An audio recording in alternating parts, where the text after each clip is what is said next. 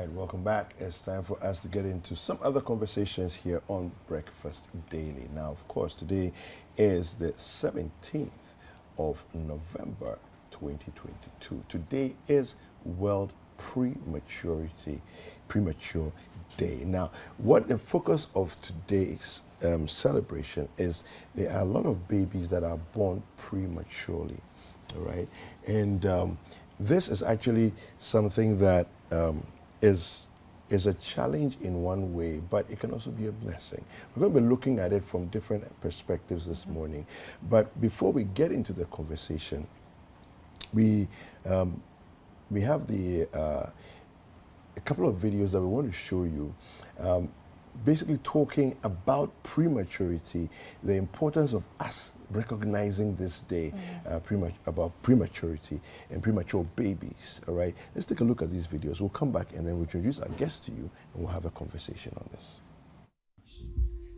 The government of Ghana can achieve the Sustainable Development Goal 3 through strategic partnerships with key stakeholders such as African Foundation for Premature Babies and Neonatal Care, with the aim to increase investment in neonatal health.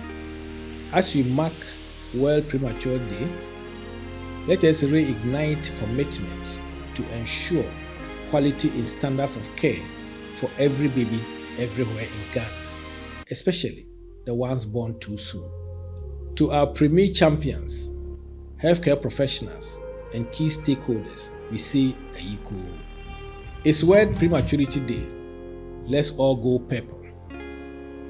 Join the African Foundation for Premature Babies and Neonatal Care and this community of parents and patients as we mark the day in solidarity with all stakeholders. Premier's life matter. The global theme for the 2022 World Prematurity Day is a parent's embrace, a powerful therapy, enables skin-to-skin contact from the moment of birth. Thank you.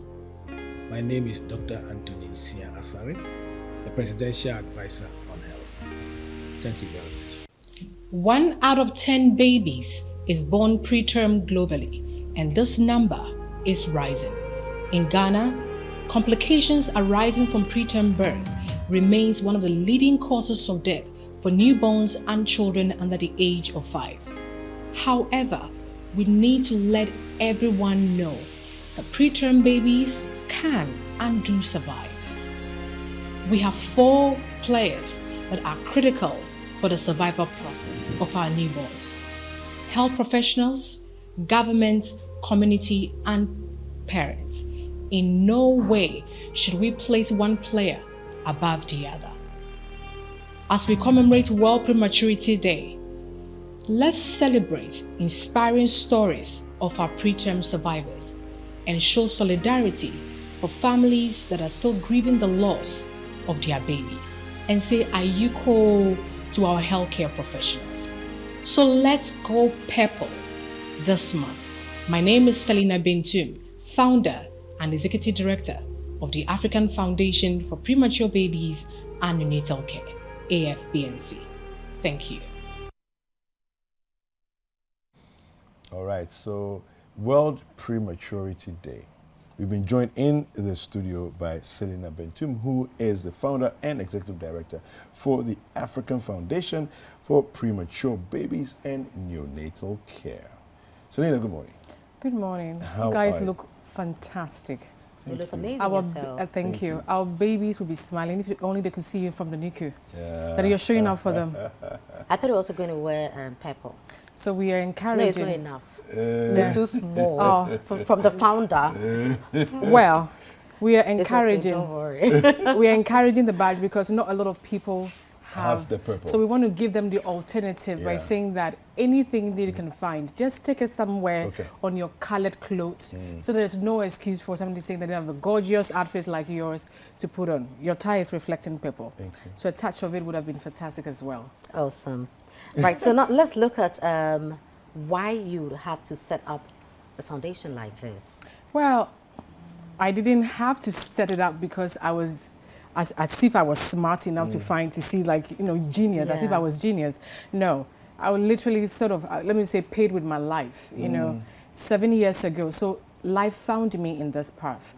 7 years ago, I was pregnant with my baby.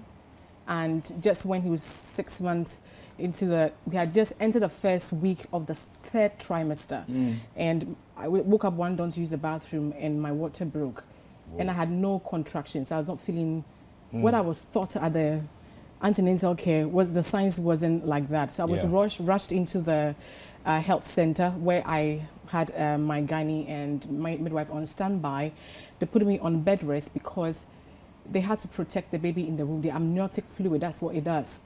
Long story short, the doctor realized that we were losing too much liquor and suggested that he wanted to induce labor, which means that they will give you a medication instead in your private area, and it will force you to go into contraction, and then you can have a natural birth. However, the midwife, who wasn't even on duty that day, just popped into the consulting room and advised against the doctor's directives and said, "Doc, we have to perform an emergency cesarean now."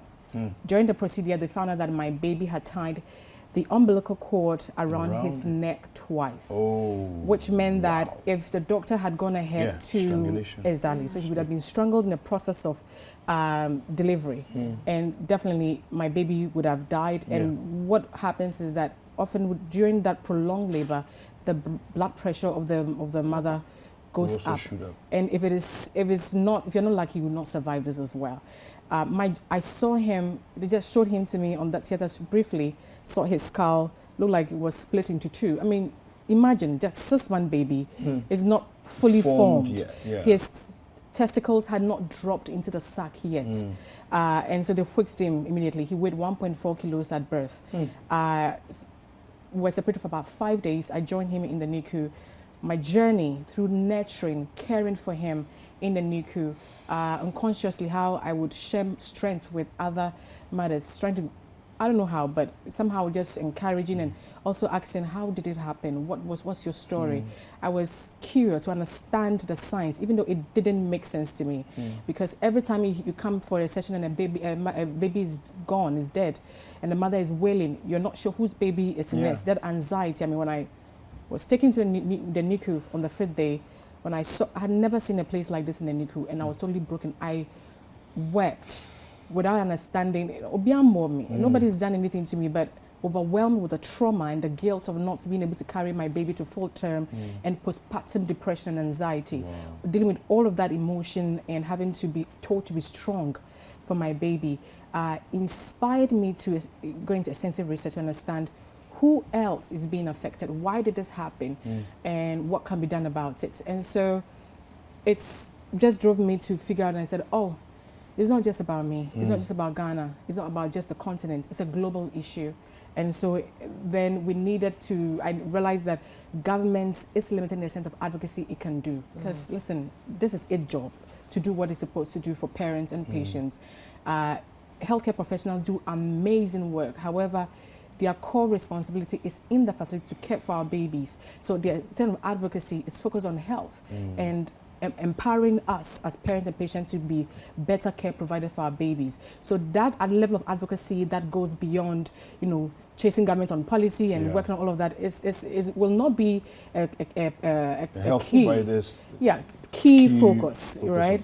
And then we will have the third part, the community. It also depends on these two key players to also support it with knowledge and policy to ensure that they have better care. So there needed to be a third force of a sort that will represent parent-patient community and will bring all these key stakeholders together without, being very open-minded on what we can do to achieve the set targets. So we just looked at the key areas that we could make a contribution, because I found out that there were other initiatives that were being implemented, but it wasn't on a larger scale, or those organizations, prematurity wasn't their key focus, because neonatal health issues is huge. I mean, it's broad.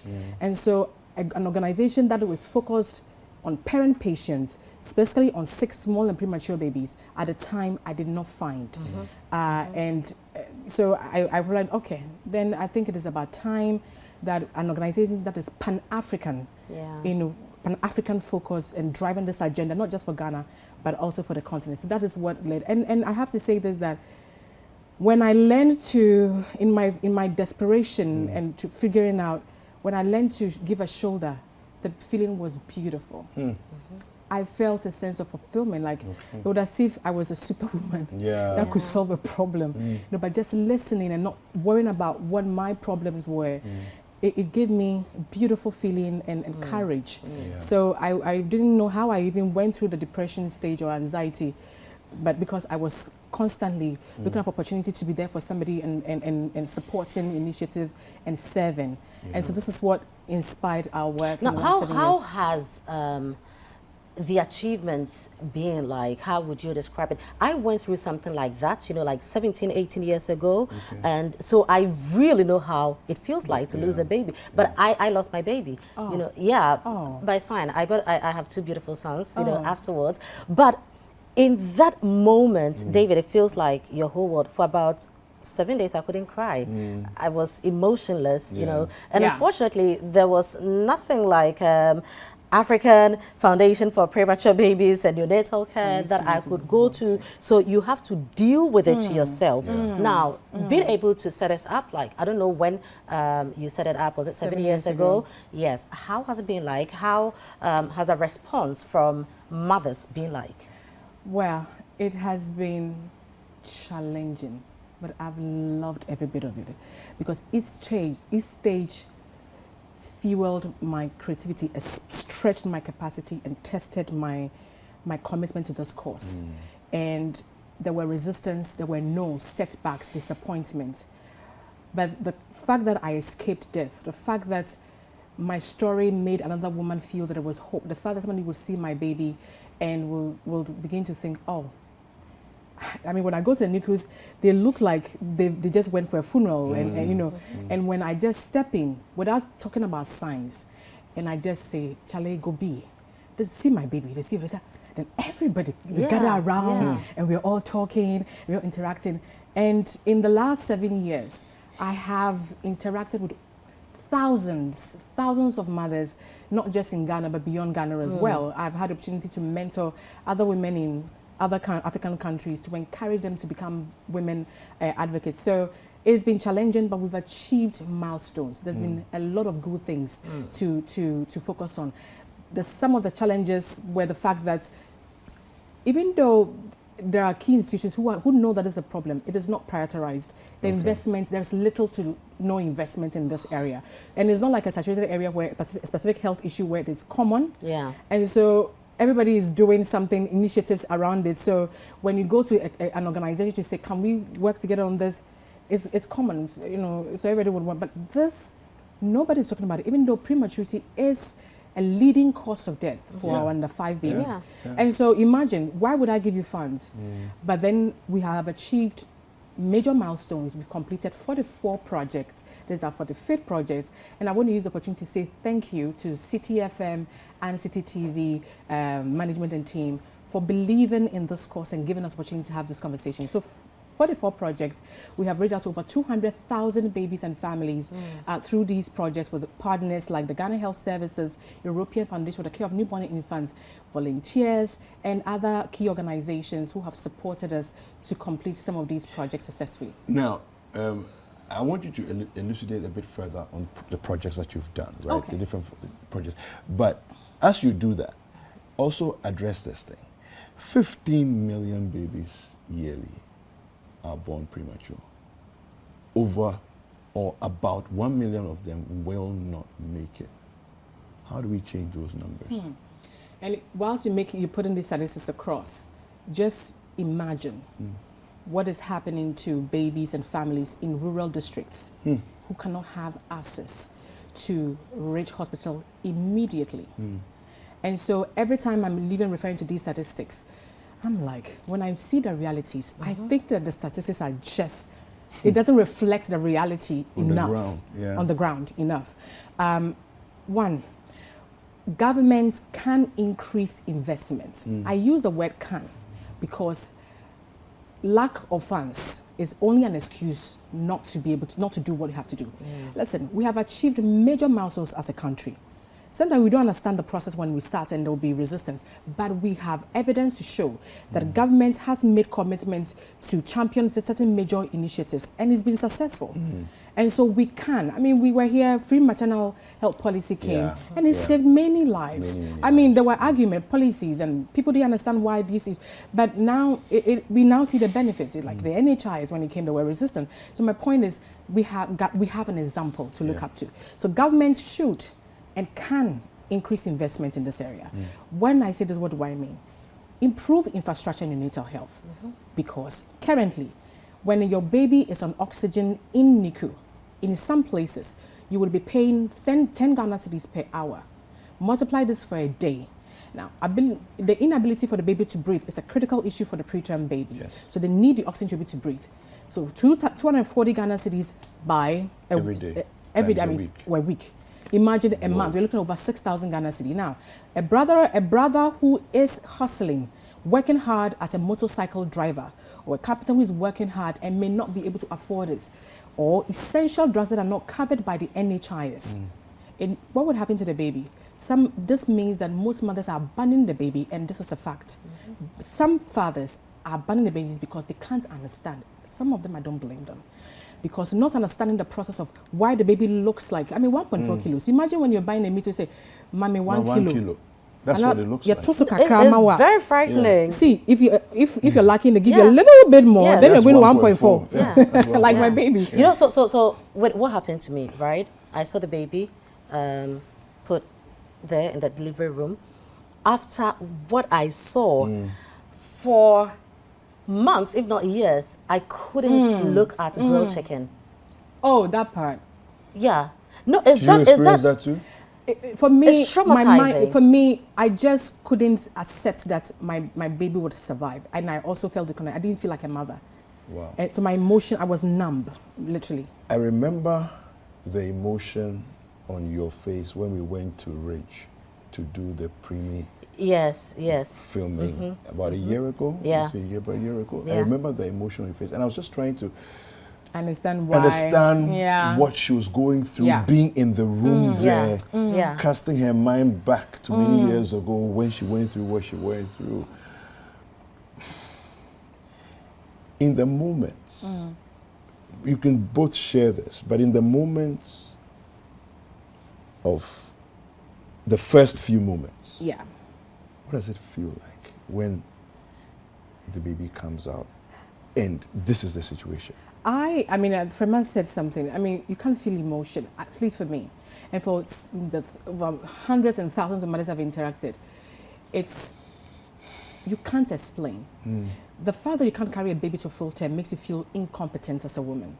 Like, I have another sister who can carry to 9 months, but why can't I? Why not? Why not me? Yeah. Especially when in my situation, I didn't have any medical condition like diabetes or blood pressure.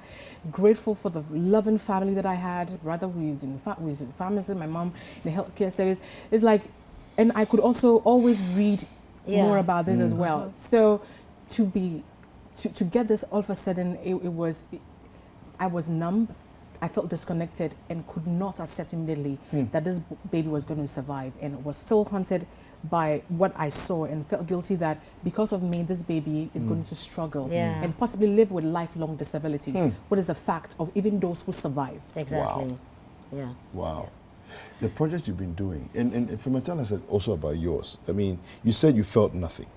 You know, so Selena, that's my mom's name actually. Oh. Yeah. Oh, you know, nice. so I mean, she address me as a mom now. You know, so she was lucky, you know, to see her water break when she got up to use the bathroom. I was asleep. I didn't find, I didn't experience any pains, nothing. So I woke up in the morning in a pool of water. Oh. Whoa. Oh. So you get it. Okay. Yeah. Whoa. So it was too late for anything to be done. Now my mom is not with me, you know, my dad is not with me, a first-time mom. I'm basing everything I know on later my mom has told me, with what I learned at the hospital, with things I've read. But when it comes to the practicality of the whole thing, is a whole new ball game, you know, because you realize that sometimes what you've read, because they didn't tell me that, okay, so if you sleep and you wake up and your water is broken, this is what you do. But that is what has happened. So by the time I had to call my mother-in-law to say that, okay, so I woke up, this is what I found, for her to tell me that your water is broken, we have to go to the hospital. It was rather too late. So I get to the hospital, I'm induced, you know, to go through labor properly. So, I mean, the whole thing happens. So the water is broken already, the baby is under distress, and this is when we have to take you through the process for you to now get the contractions and go through labor and all that, you know. So we don't have time. And I think that this is why what Selena is doing is very important, because sometimes the hospital workers themselves need to understand what emergency is, just to be able to know that we don't have time to go through the process to still keep her on the bed, for her to go through contractions, for her to go through labor. We don't have time. The water is not there. Time is of the essence. Do you get it? The baby is in trouble. So by the time the baby came, I saw the baby. The baby is lying down, gasping for breath, you know, and I am watching. And so after years, I asked myself, but why do they put us through this? You know, I've lost my baby. You still put me there to watch the baby lose his life. It was a boy, you know. Now, I was a little over 6 months, and I had to go through this, you know, and I am watching.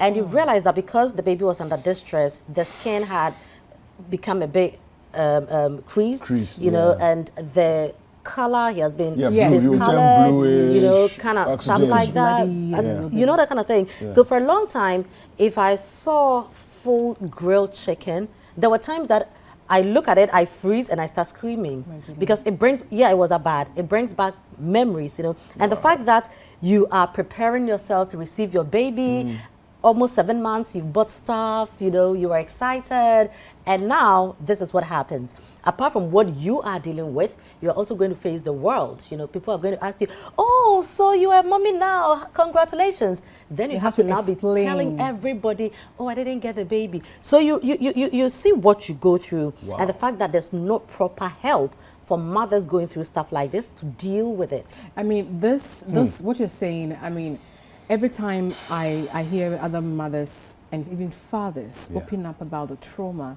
that they have to watch their wives or their partners go through, it's some of my colleagues wonder why, as the team lead, I'm often with the team in the rural districts, and I said the only way I can be creative and make sense of any initiative that we're putting together is when I am in touch with the facts and the situation on the ground. And engaging mothers constantly. I mean, just recently, a nurse who had a baby below 1 kilo had to be part of a documentary we were producing, and the baby had to be readmitted because she had a relapse. Long story short, after talking to her 1 or 2 times, she kept calling me. Like in a day, she would call me, like, and this week has been quite busy. She'd be calling me. At some point, I said, no, hang on. I was confused. Why are you know, like she's calling me constantly. Then I realized I know she needs somebody to talk to. Exactly. And he's overwhelmed. You see, he's trying to, because the baby was on oxygen. He's trying to bottle up the emotion. He can just call and say, Auntie Selena, I've not heard from you today. I'm like, in my mind, I'm like, really? Yeah. Since when did we have? Exactly. You know? But when the call came 3 times to the second day, I realized, no, she wanted to have to just sometimes listen you just to her. want somebody to say, don't worry, everything will be okay, you'll be fine. Exactly. This is why we have come up with initiatives to engage the parent-patient community more in the facilities and out of the facility. You asked what we can also do. We are also working to be able to work with key stakeholders like Citi and the media to do more intensive education and bringing this reality to the ground, and sustainable initiatives that will also serve as interventions, which will probably come on the Purple Basket Project and all of that. And this will help us to be able to bridge the gap gradually. Like I said, there are organizations working in different areas as intervention. However, our focus is on the parents and patients, so this is what we do. We want to be able to scale up. Some of the 44 projects that we've implemented has brought wonderful, outcomes. I mean, just last year, we were able to produce social and behavioral change communication materials together with the Ghana Health Service with regards to COVID, because around COVID, everybody was given general information about everybody, as if we are all, but some women are pregnant. They are nursing a baby. Exactly. How do you care for these babies during this COVID season or any other pandemic? This was the first SBCC material ever produced in the Ghana Health Service. And AFPSC partnered with the Ghana Health Service, funded this project with a partnership with Care International and its partners to make this happen. And so this initiative, we also did a Purple Basket initiative implemented in 4 regions in Ghana through this partnership. So the Purple Basket Initiative is the material. Oh yeah, so the Purple Basket Initiative is an incentive, it's an intervention. Okay. Remember, I just talked about working to in terms of policy. So you see, the advocacy are in two bits, the educational aspect of it and the ones that help with the policy, because the policy will ensure that every baby everywhere receives same standards and quality in care. Okay. Now, if I'm running an intervention, you can just finish. Intervention is just, you're just doing something within a period. Now the policy will be there and will ensure that to sustain these initiatives that we are trying to do. And because you are not going to solve the problem for the government, you're only complementing its efforts. So if you can drive the agenda and get it to do policy, then you can hold it, based on that, accountable to those policy standards. So it is important. And then we are all constantly raising funds to ensure that we are able to, for example, be sustained enough to hire technical experts, who have the intellectual capacity to drive this conversation. Listen, you are dealing with very intelligent people, competent people in the area of policy in government.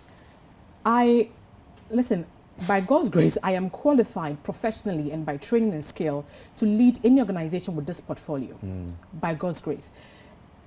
I cannot do this alone. You need to work with experts to continue. So that's why we keep engaging experts on this level. So to be able to continue, now this is going to be 1 month hustling. This is going to be a year, of 2, course, and all of that. So you need to be able to hire them to be able to work like any other organization to do this. So the fundraising we do, the funding we go to seek, ensures that these projects see the light of day.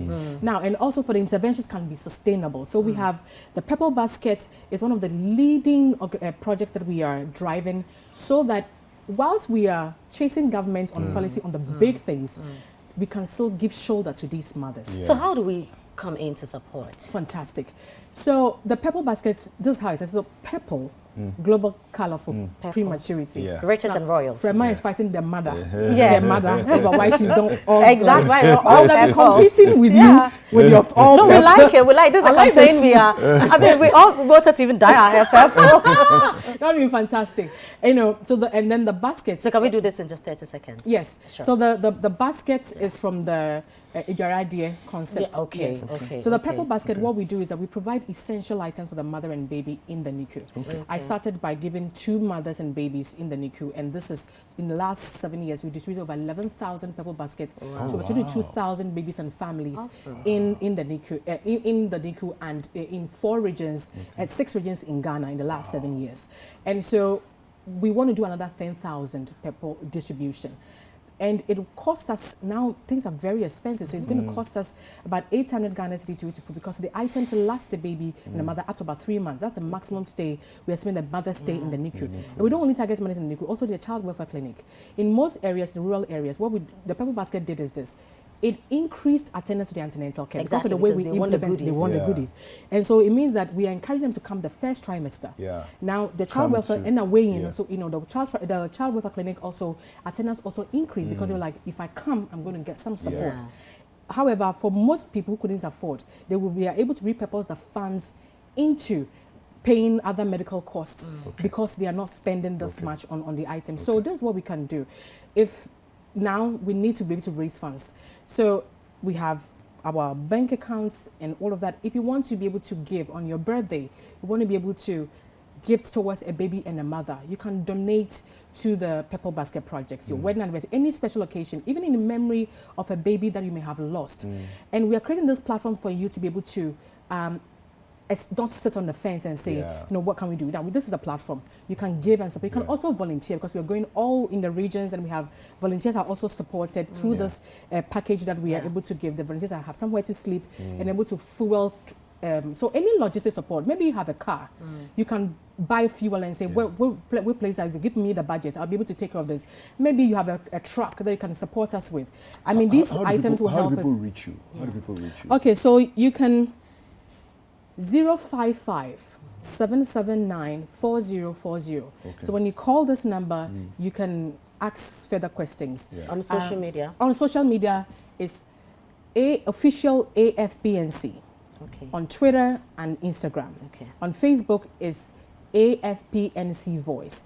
Now, is it okay to be able to put the mobile money or bank account number, or you're going to put No, it? we are done. You're done. Okay. Yes. I mean, yes. I mean, it's fine. I mean, we are. So if you keen- can mention the phone number again and So, the social yes. media handle again, so that And people can will actually reach you. And then and get Okay, so you can details. reach somebody Yeah. will talk to you when you call 055-779-4040. So today, hang purple, wear purple, fix something purple. As simple as this, just to show you how it will look like if you fix something. And then let's commemorate the day beautifully, encouraging, not stigmatizing, and supporting families and patients. And saying, are you equal to our healthcare professionals? Absolutely. For those who wear their hearts on their sleeve every day Yeah. to make sure our babies survive and thrive. Right. Well Thank done, you, Selena. Thank Yeah, you. this Thank is you. God's work. And, exactly. It is. It's a Exactly. calling. Yes. Not a job. Exactly.